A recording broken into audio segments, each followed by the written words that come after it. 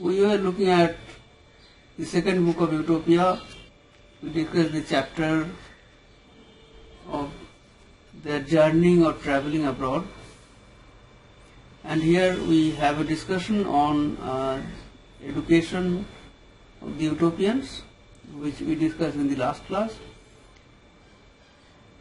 And we saw a critique of scholastic logic, then more speaks of moral philosophy, and writes that, but in this point they seem almost too much given and inclined to the opinion of them which defend pleasure, wherein they determine either all or the chiefest part of man's felicity to rest. So I broached this topic of Epicureanism, the philosophy of pleasure, in the last class. He goes on to say that the utopians believed in three things: that the soul is immortal and by the bountiful goodness of God ordained to felicity; that so our virtues and good deeds, rewards, be appointed after the life, and to our evil deeds punishments. Among these two statements, the first statement, that the soul is immortal, we know that the Platonists and the Neoplatonists, they believed in the immortality of the soul. The Aristotelians had a lot of dialogue on the question of the immortality of the soul, but there was some kind of skepticism about that. More himself was a Platonist, and he even translated some of Plato's dialogues. Therefore, in the utopians also he plants this belief in Platonic immortality of the soul. And the second statement about reward and punishment in the afterlife, that we all know is a Christian belief. So even though the utopians were not Christians, their belief was very much similar to the Christians and also to the Platonists. For they judge it extreme madness to follow sharp and painful virtue, and not only to banish the pleasure of life, but also willingly to suffer grief without any hope of profit thereof ensuing. So in these statements we see a critique of Stoicism. I told you of the three great philosophical, pagan philosophical traditions, or Greek philosophical traditions: Stoicism, Skepticism, and Epicureanism. So the Stoics, they considered asceticism, or subjecting the body to pain, as virtuous. Seneca was a Stoic, and the Stoics also believed that when the body is no longer able to continue, then one should willingly leave it. So they believed in suicide, and Seneca himself committed suicide. So we see a critique of Stoicism, but Epicureanism is raised here, which many philosophers of the Renaissance also considered to be very important. For they define virtue to be life ordered according to nature, and that we be hereunto ordained of God, and that he doth follow the course of nature, which in desiring and refusing things is ruled by reason. So nature is rational, man should follow nature, and nature dictates that man should follow pleasure. Therefore, this idea, which was also to some extent emphasized by Montaigne, the French philosopher, and we may say that it was at the root of the romantic philosophy of Rousseau, go back to nature, which in some ways we still continue this idea that nature is good. In Shakespeare, everywhere we find that nature is always used as a positive term. So whatever is natural is good.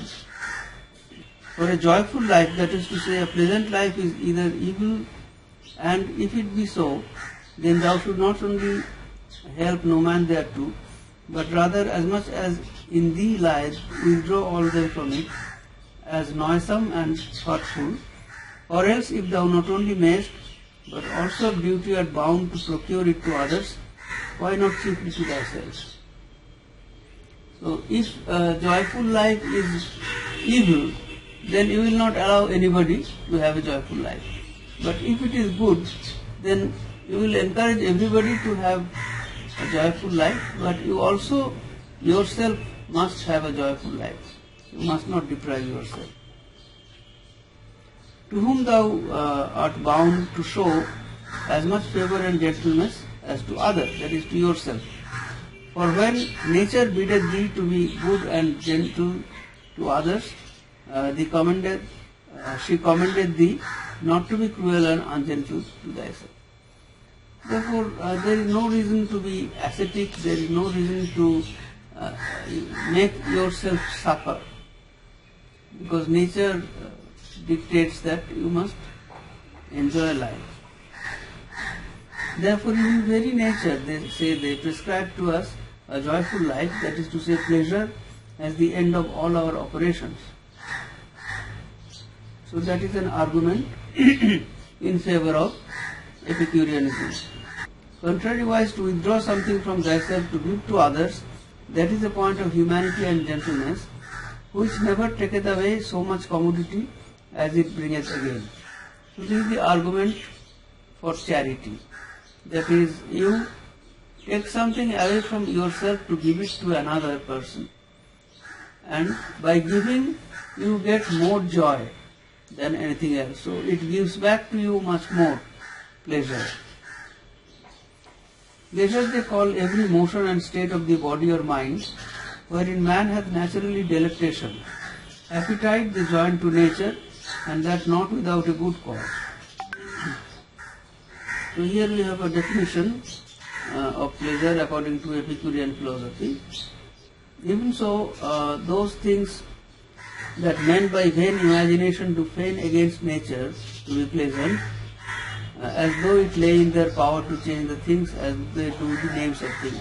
All such pleasures they believe to be of so small help and furtherance to felicity that they count them as a great latent hindrance, because that in whom they have once taken place, all his mind they possess with little opinion of pleasure. So, things that men artificially consider to be pleasurable, they are actually not. They are rather a hindrance to felicity, to happiness.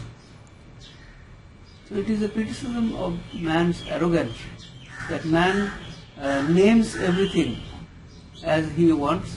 Similarly, he thinks that he can call something which is not pleasurable a pleasure, but that doesn't help. The discussion of this kind of counterfeit pleasure, which the better gowns they have on, the better men they think themselves. So there is no real felicity or real pleasure in having better gowns or so on. He goes on to talk about dicing and other false pleasures. They make diverse kinds of pleasure. For some they attribute to the soul and some to the body. To the soul they give intelligence and that delectation that cometh of the contemplation of truth. Hereunto is joined the pleasure, pleasant remembrance of the good life past. The utopians, they speak of pleasure of the soul and pleasure of the body. And when they speak of pleasure of the soul, they also suggest that the soul brings with it the memory of past lives. So here again we see a Platonic idea of past lives or reincarnation. That idea is presented here. And that truly is every man's own proper health, intermingled and disturbed with no grief. That is, bodily pleasure on that mode writes that health gives one the true cause of pleasure. Though it be moved with no external or outward pleasure, for though it be not so plain and manifest to the sense as the greedy lust of eating and drinking, yet nevertheless many take it for the chiefest pleasure. So eating and drinking, they are not the chief pleasure. That is a mistake. Then how sickness reduces pleasure, and therefore the point is that health, to be in good health, is to have the most joyful life. They embrace chiefly the pleasures of the mind. For them, they count the chiefest and most principal of all. The pleasures of the mind are superior to the pleasures of the body. For them, they count the chiefest and most principal of all. The chief part of them, they think, that come of the exercise of virtue and conscience of good life. So, virtuous life and good life, they are synonymous for this trend of thought. The belief in pleasure to be the goal of life, which More does not name, but it is Epicureanism, and More suggests that the utopians practice actually Epicureanism. They give preeminence to health, so health always is the greatest pleasure. Pleasure is contrary to grief. That which kind of pleasure, if any man take for his felicity, that man must needs grant that then he shall be in most felicity, if he live that life which is led in continual hunger, thirst, eating, drinking, scratching and rubbing. So More's point here is that life should be a life of pleasure, and pleasure does not mean that one should torment oneself, as the Stoics believe, that one should suffer from hunger and thirst. So continual hunger, thirst, eating, drinking, none of these lead to true pleasure. The which life, how not only foul and unhonest, but also how miserable and wretched it is, who perceiveth not? These doubtless be the basest pleasures of all, as unpure and unperfect. So, in the scale of pleasure, eating, drinking, scratching, rubbing, these also give the body pleasure. But More says that these are the base pleasure or the basest pleasure. As with the pleasure of eating is joined hunger, and that after no very equal sort. For of these two, the grief is both the more vehement and also of longer continuance. For it beginneth before the pleasure and endeth not until the pleasure die with it. So, when one is hungry, then one does not have pleasure. When one eats, then very soon after eating, one stops having any further pleasure from eating. Therefore, such activities cannot offer a great deal of pleasure. But beauty, strength, nimbleness, these as peculiar and pleasant gifts of nature, they make much of.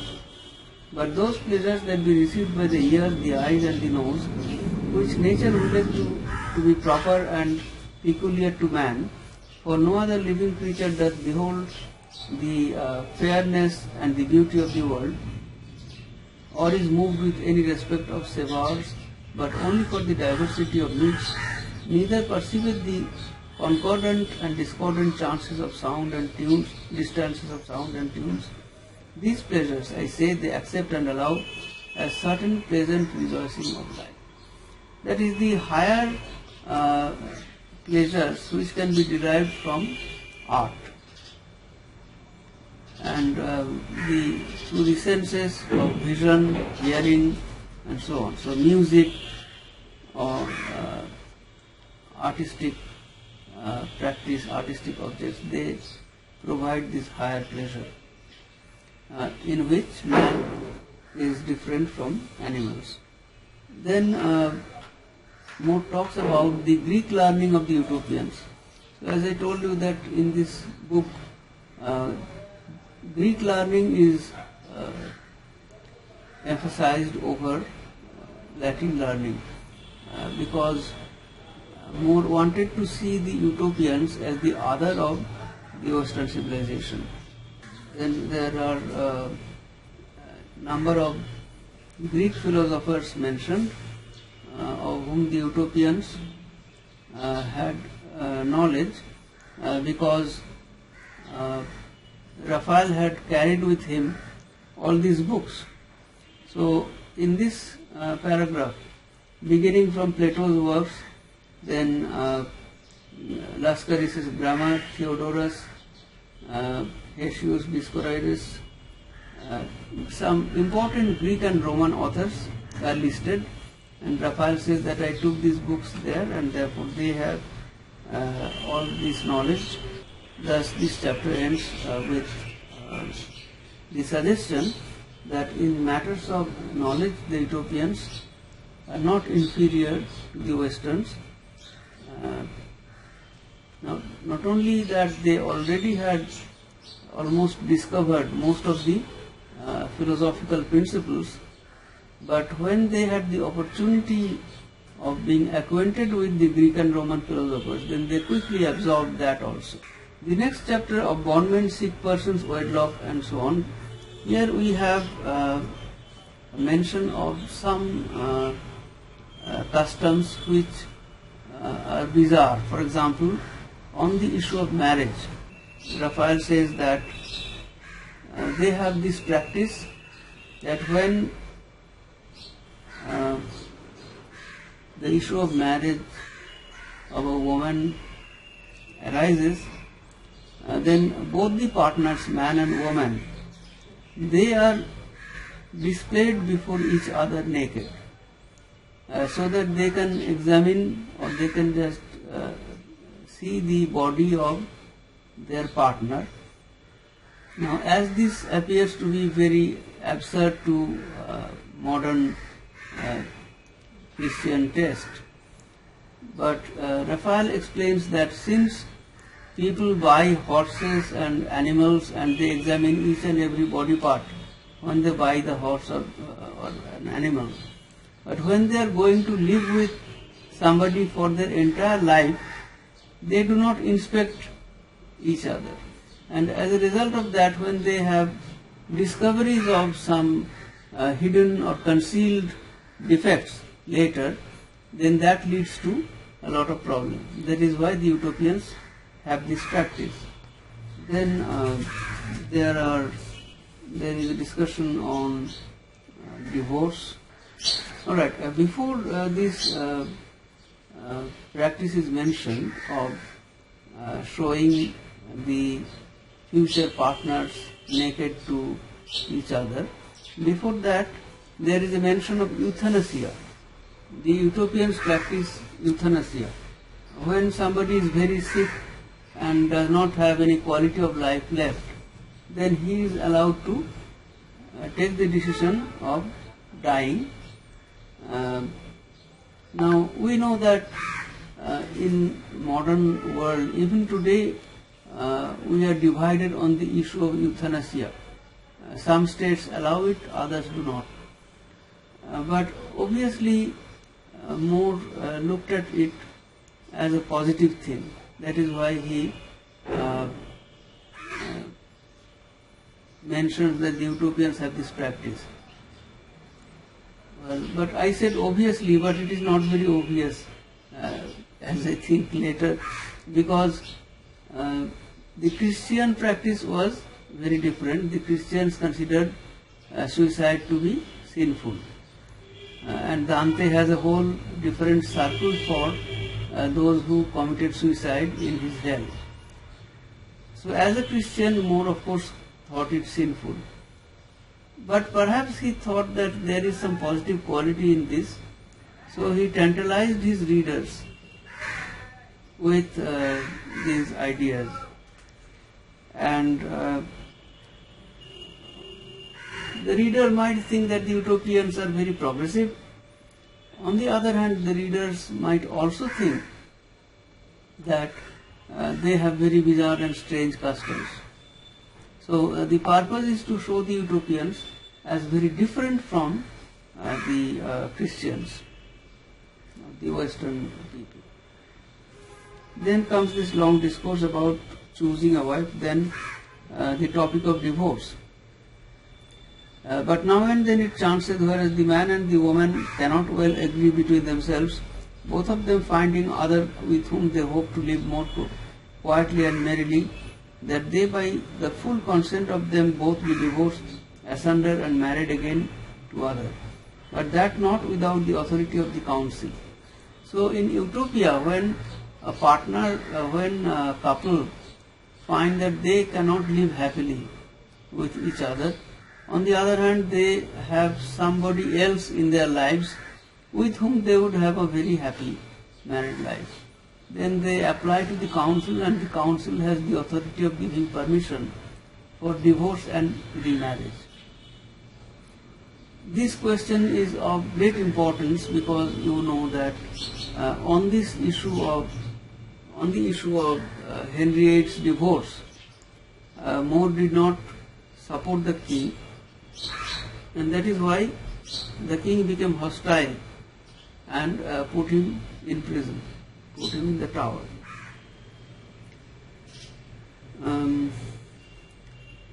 Milton also wrote a tract on divorce. Milton himself was very unhappy in marriage, and since divorce was not very easy in those times, society did not accept it mentally, or laws did not often allow it. Therefore, we see that the issue of divorce was very important, and More as a Roman Catholic, and we all know that he didn't support the divorce of King Henry VIII. So More was no supporter of divorce, but he presents the utopians as allowing divorce.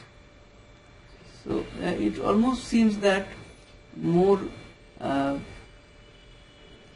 many issues, the actual More was more conservative and regressive, but the author More, who writes about the utopians, he appears to be more progressive and believing in things or presenting things which the real More did not.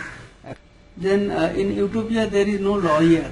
There are very few laws and there is no lawyer, because lawyer was considered to be one of the evil, practitioners, we may say, in society. They were often corrupt, and they extorted the people by falsely leading them in legal cases or embroiling them in legal cases. So lawyers always have a bad reputation. At the same time, we know that in Shakespeare, lawyers are always represented as evil. At the same time, More himself was a barrister, and the legal profession was considered very esteemed profession. So there is this contradiction about this, and here the author through Raphael says that lawyers are evil, and therefore in utopia there are very few laws, and every man is a lawyer in himself, therefore they do not need any lawyer. The last, the penultimate and the last paragraphs of this chapter, More says that many princes, many rulers, many kings, they are evil keepers of leagues. That is, they form leagues and they always enter into conspiracy and try to conquer other lands by forming leagues. We know that in Europe there were many such leagues, and they went into war with the others. So there were like countries joining together. Some countries would join the Spanish side, others would join the British side, and so on.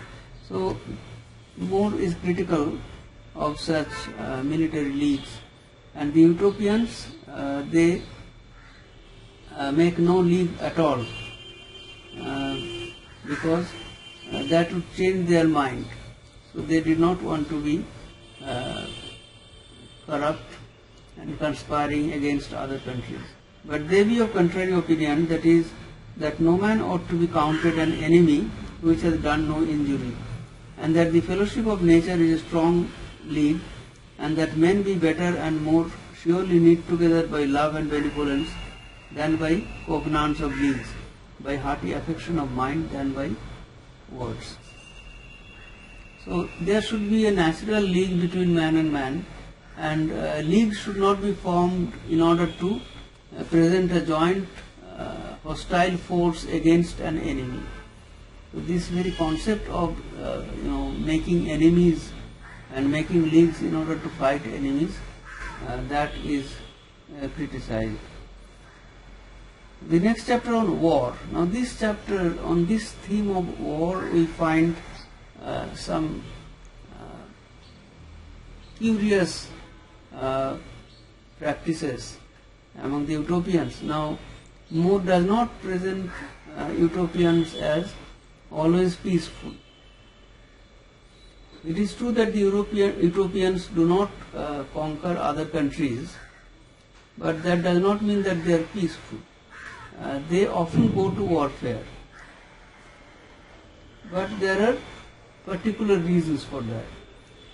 Though they do duly practice and exercise themselves in the discipline of war, and not only the men but also the women upon certain appointed days, lest they should be to seek in the feat of arms, if need should require, yet they never go to battle, but either in the defense of their own country or to drive out of their friends' land the enemies that have invaded it, or by their power to deliver from the yoke and bondage of tyranny some people that be therewith oppressed, which thing they do of mere pity and compassion. So they do go to war for certain reasons, and apparently these reasons are very honest and principled.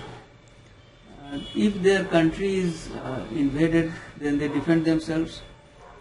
If their friend's country is invaded, then they fight with their friend's enemies. Or if some weak country is attacked, then they defend that weak country. Then he gives some examples of the two nations fighting, Nephilogites and Allopolitans, and how the utopians took side and fought with the Allopolitans. So eagerly the utopians prosecute the injuries done to their friends in money matters, and not their own likewise. For if they by covin or guile be wiped beside their goods, so that no violence be done to their bodies, they wreak their anger by abstaining from occupying with that nation, until they have made satisfaction. So their goods are taken away, even if their bodies are not injured.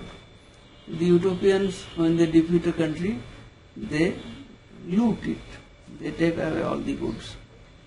They be not only sorry but also ashamed to achieve the victory with bloodshed, counting it great folly to buy precious wares too dear. They rejoice and abound themselves with the vanquish and oppress their enemies by craft and deceit. And for that act they make a general triumph, and as if the matter were manfully handled, they set up a pillar of stone in the place where they so vanquished their enemies in token of their victory. So instead of bloodshed, they tried to defeat by craft or wile. Now we know that a similar idea was also suggested by Machiavelli, that the ruler or the prince should also employ craft or wile. But here More suggests that it is possible to defeat an enemy without much bloodshed, but forcing them to enter into an agreement of surrender. And this also reminds us of Paradise Lost, where Satan wants to defeat God's army by craft or deceit. So it seems that in the early modern period, this change in public ethics took place. So when Machiavelli suggested that rulers and princes can take recourse to falsehood and deception, then he was moving away from conventional ethical tradition. He was suggesting something which was traditionally believed to be evil. But he defended himself by suggesting that this practice of evil is restricted to the public sphere.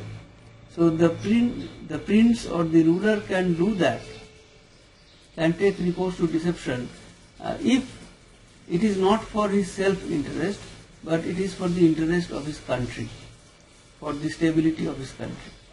Alright, so the moment this notion of what the Germans call realpolitik that entered into the political discourse,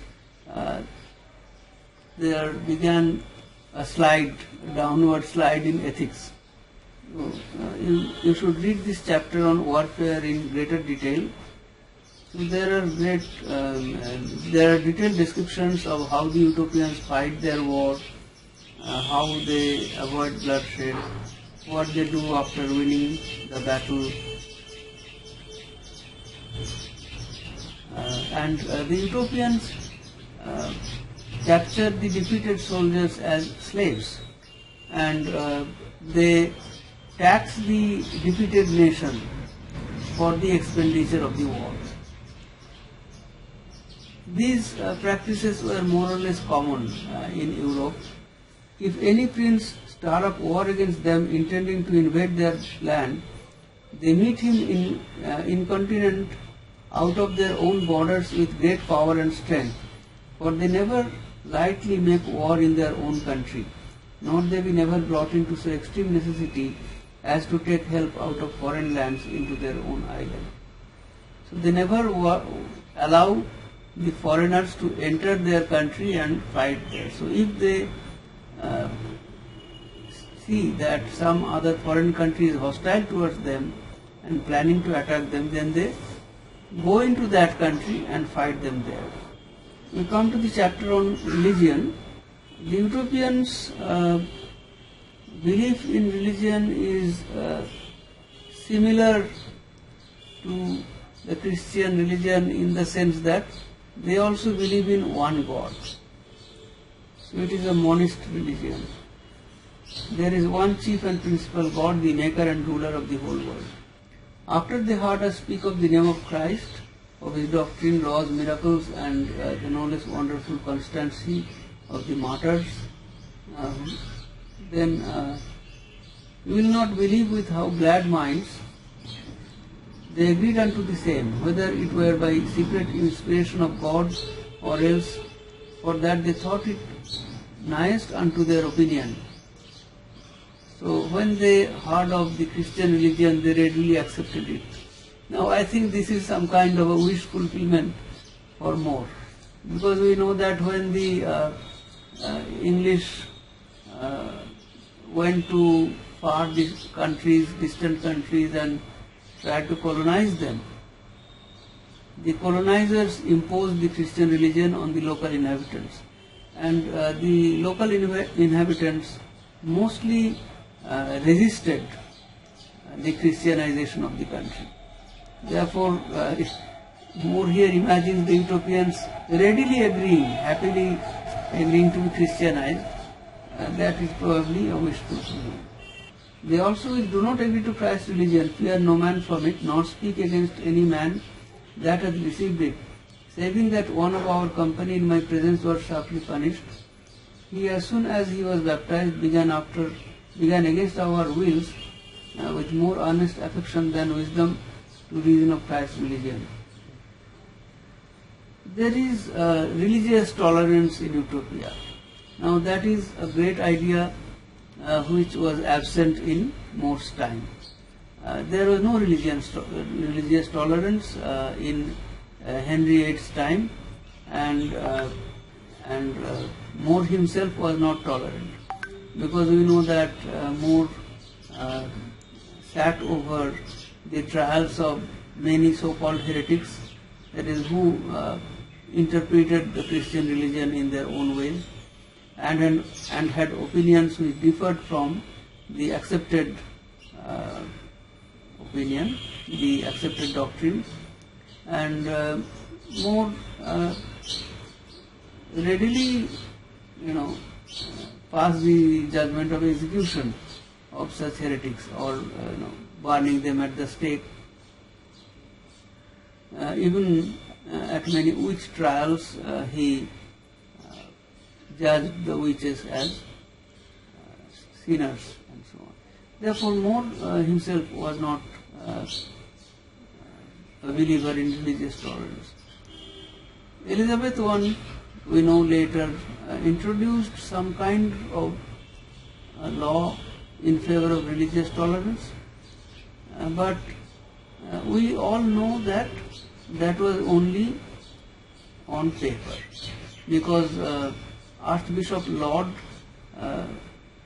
carried out a campaign of prosecution against most puritanical sects, and that is why they were forced to leave England and go to either to America or to Holland. For this is one of the ancientest laws among them, that no man shall be blamed for reasoning in the maintenance of his own religion. So this ancientest law in Utopia was never present in England. So More obviously appears both to think of Utopia as more progressive, and also in his heart he did not believe in it. Alright, so we cannot match, Raphael's description of the utopians with the beliefs of the real More. So the question is, how and why does More present opinions as, good? Because Raphael's whole argument here is that the utopians' practice was much better than in England, than that of those of the English. So why does More contradict himself or contradict his own beliefs in this book? Now, if we temporarily suspend the idea of the real Thomas More, even then, most Englishmen would be like him. They would be prejudiced, they will not be progressive. So most of them will not see eye to eye with the practice of the utopians. And therefore, More was right to present the utopians as the other to the Western or the English nation. So I suppose More's purpose was to start debate and controversy among the men of his nation, so that on these various contested issues there could be some kind of a solution. This law of religious tolerance was propagated by King Eutopus, as More writes. Okay, then the utopians did not think death to be a cause of sadness or an occasion of sadness. For all they believe certainly and surely that man's bliss shall be so great that they do mourn and lament every man's sickness but no man's death, unless it be one whom they see depart from his life carefully and against his will. Carefully here means with care, that is with anxiety, melancholy, sadness. For this they take for a very evil token, as though the soul being in despair and vexed in conscience, through some privy and secret fulfilling of the punishment now at hand, were afraid to depart. So death is usually not considered a sad occasion unless somebody is made to die against his will. Contrariwise, all that depart merely and full of good hope, for them no man mourneth, but followeth the hearse with joyful singing, commending the souls to God with great affection. This idea is to some extent similar to the Christian idea, because the Christians also have an ambivalent attitude towards death. So when somebody is made a martyr, when a saint dies or is martyred, then it becomes an occasion both of sadness as well as of happiness, because obviously it is an occasion of mourning because the man dies, and it is an occasion of happiness because he becomes one with God when he becomes a saint. To some extent the utopians have a similar idea. They despise soothsayings and divinations. So these are superstitions. Contemplation, they think that the contemplation of nature and praise thereof coming is to God a very acceptable honor. Contemplation of nature, and that is also something that we find among the Christians, the practice of contemplation, meditation, particularly among the Jesuits, among the Roman Catholics also. They abstain from no pleasure, that does nothing hinder them from labor. They love the flesh of four-footed beasts because they believe that by that meal they be made hardier and stronger to work. So these are the customs and manners of the utopians, and on various topics, like death, then labor, prophecy, idea of virtue and goodness. They have priests of exceeding holiness and therefore very few. That is a criticism of the great number of priests in any Christian country in Christendom, particularly in Roman Catholic countries. In James Joyce's novel A Portrait, a character says that Ireland is a priest-ridden race. There are too many priests. In Utopia there are very few priests because priests are extremely holy persons. Now we know that Erasmus scathingly criticized monks and priests in his praise of folly, and More was also of the similar mind. They were all critical of priests because of the corruption among them, basically. In this book also we saw how in book 1 the friar and the priest, they are criticized. The priests, unless they be women, for that kind is not excluded from priesthood, howbeit few be chosen, and none but widows and old women. The men priests, I say, take to their wives the chiefest women in all their country. So earlier More had said that, through Raphael, that only those few who are exempted manual labor and who do higher studies from among them the profession of priest, the priests are chosen from among them, and here he says that the priests are allowed to marry. Of course, he also adds that there are women priests also, which in earlier times, in Roman Catholicism particularly, women were not allowed to be priests. Now it has changed, but in those times they were not allowed to be priests.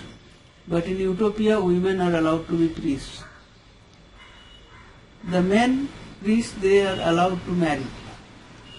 This is just the opposite of what was the fact in Moors, England. The Roman Catholics, they took the vow of celibacy, but they had many illegitimate children. And this was one of the complaints of the Protestants. And the Protestant reformers, the leaders, they suggested that priests should marry like everybody else. And Martin Luther married, and after that other reformer and reformist leaders all started marrying.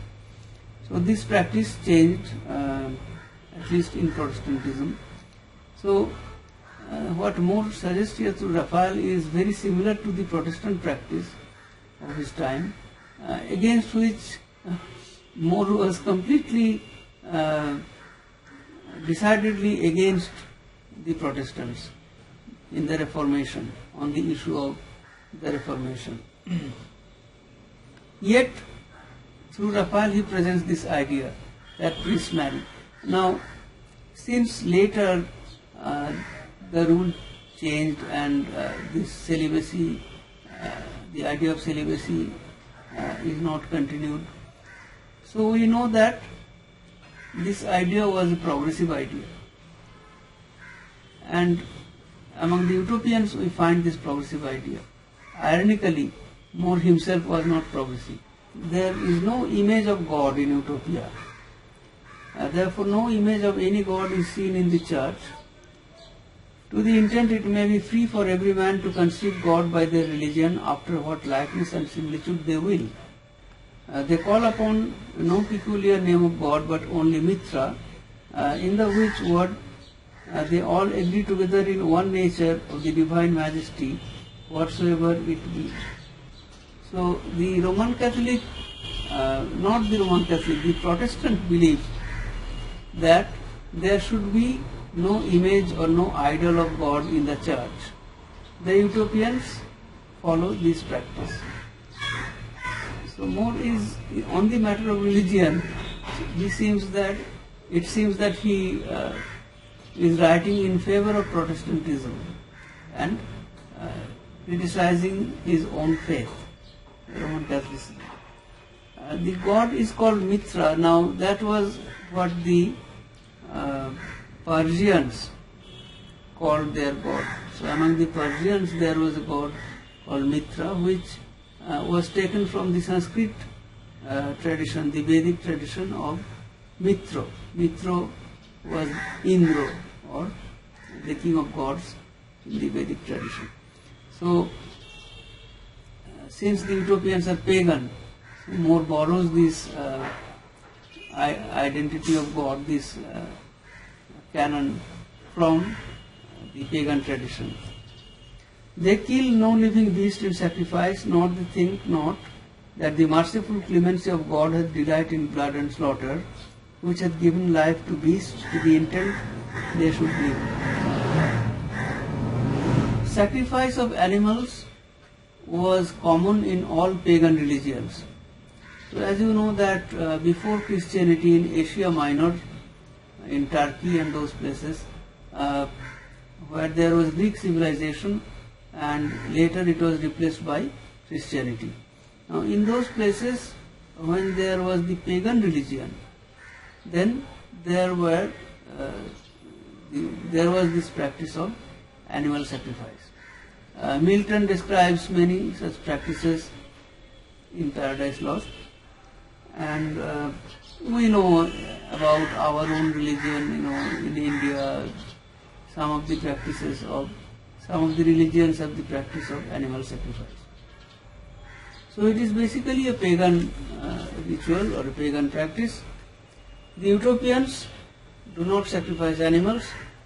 They are not in favor of bloodshed or killing any living beast because an animal has equal rights to live. So this is a very modern concept. Today we are against sacrificing of animals. We are in favor of animal rights. But to think of that in most time, it was completely not found in any culture, in any practice.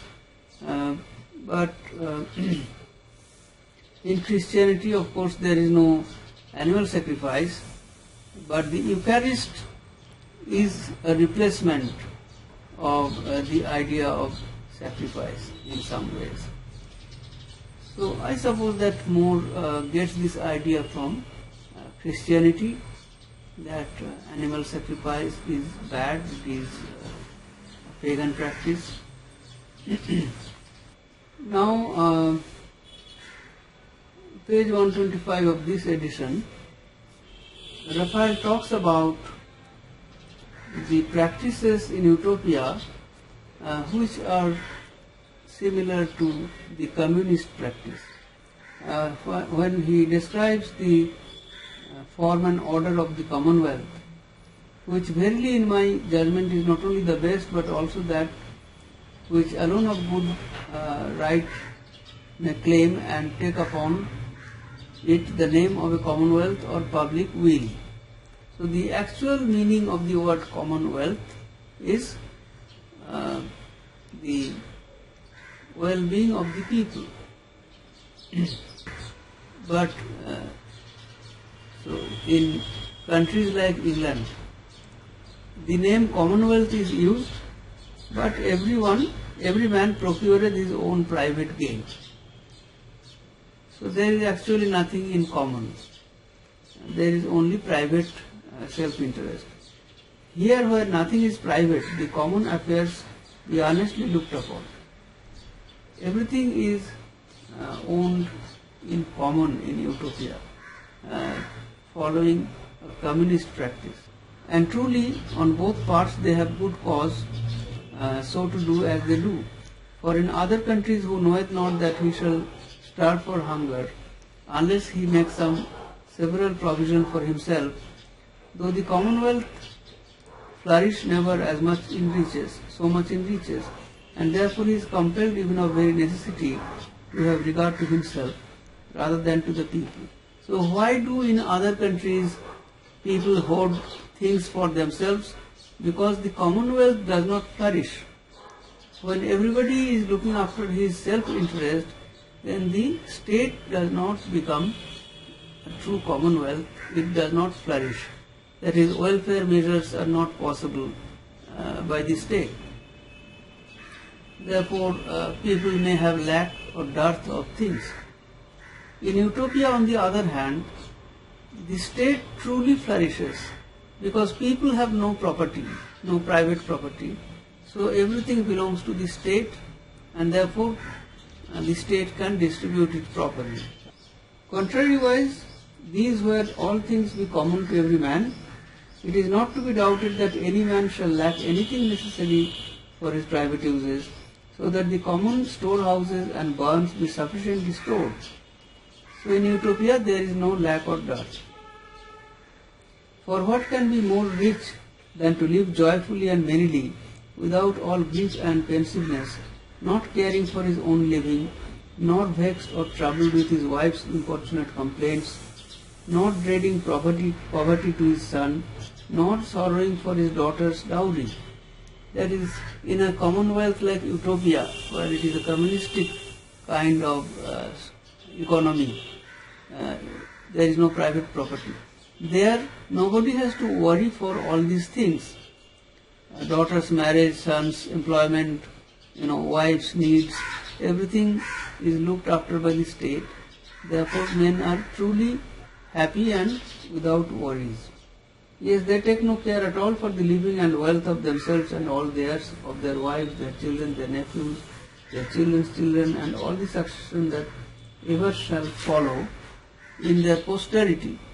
So people hoard riches or wealth because they want to leave that riches for the posterity, for the later generations. But in utopia they do not have to do it because there is no need, there is no worry that the later generations will not be looked after. And yet besides this, there is no less provision for them that were once laborers and be now weak and impotent than for them that do now labor and take pay. That is, when people retire and they do not have any physical ability to work anymore, they have no cause for worrying because the state looks after them.